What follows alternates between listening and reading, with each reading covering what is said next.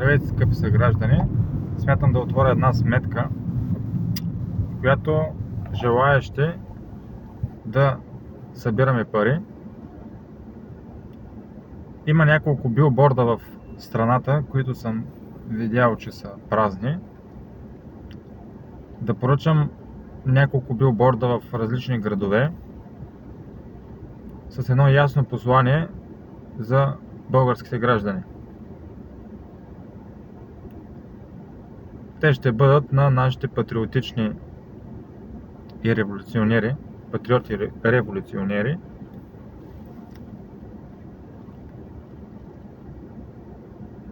за да събудим отново българския дух в народа ни, който се смята българин и се счита наистина за българин, знае какво трябва да направи, когато погледне тези неща и когато има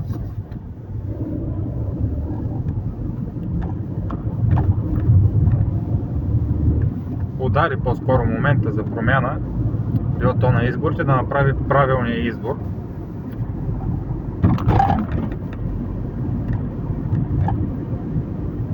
Билбордовете ще бъдат с ликовете на Васил Левски. В 400 метра завийте надясно на Петър Алипиев. Капитан Петко Войвода. Може да има и на други писатели. На Иван Вазов,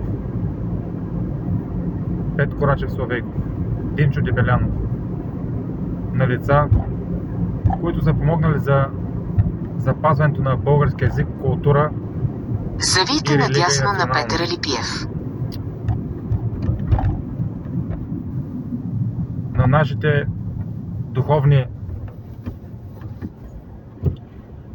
светила, братята Кирил и Методий. Завийте надясно на булевард 3 март. Йоан Рилски.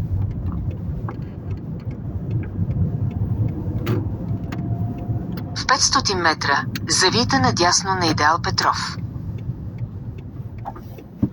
На все светли личности с част от тяхните послания към народа,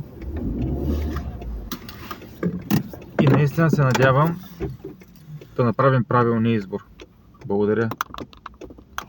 Който е съгласен с това, което смятам да направя, нека остави коментар или просто го хареса. Аз ще оставя след няколко дена сметката. Ще я отворя първо и тогава ще сложа сметката. Благодаря.